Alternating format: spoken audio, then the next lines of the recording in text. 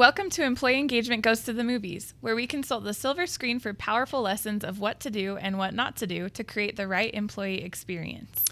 Today, we're talking about Joe versus the Volcano, a 1990 film starring Tom Hanks and Meg Ryan. A fun fact, this was the dynamic Hollywood couple's first film together. Yep, that's right. Here's a quick plot summary of the film. Joe works a horrible, dehumanizing job.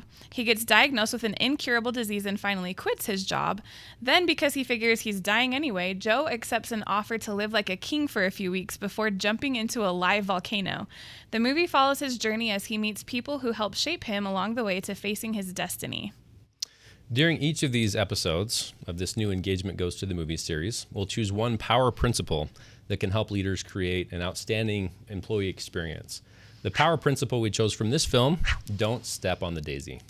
Yeah, during the opening credits, there's a brief scene that shows one solitary daisy struggling for life in an otherwise desolate landscape.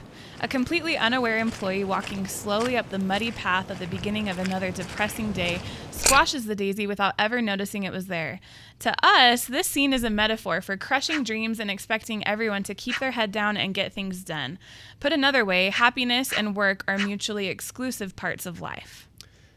Now we'll show a brief clip that helps illustrate some of the points that really support this idea of not stepping on the daisy. Yeah. I was going to do better than that, Joe. I was going to make you assistant manager.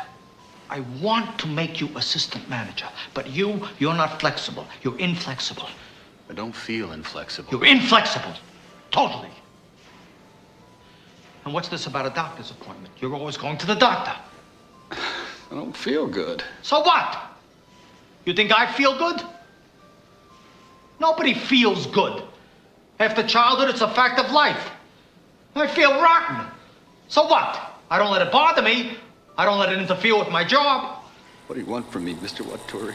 You're like a child. The first point we noticed is that Mr. Waturi, the boss in this scene, tells Joe, you're not flexible, you're inflexible. So that's an example of putting labels on people. We feel like that's a really dangerous practice. The next point is that Mr. Waturi is openly ridiculing Joe. He says, what's this about a doctor's appointment? You're always going to the doctor. So he's openly hostile toward his employee, which of course is a bad idea. Yes. The last one is that it's clear that Joe has no personal connection. There's really not a relationship there. He's still calling him Mr. Waturi after 3 or 4 years of working for this man, and there's just a complete distance there. It's a very cold relationship. Yeah. So it just highlights the importance of building an authentic relationship. Yes, agreed. There was a lot of disconnect. That's another thing we noticed is there was low emotional intelligence in Mr. Waturi, low EQ. He tells Joe, stop being so inflexible. Joe says, I don't feel inflexible. Kind of misses that cue. About the doctor's offices, Joe starts rubbing his throat and says, I don't feel good. And this is Mr. Waturi's response. So what? You think I feel good? Nobody feels good. After childhood, it's a fact of life. So just a lot of that low EQ that kind of creates that disconnect. Seems he's overwhelmed by ego.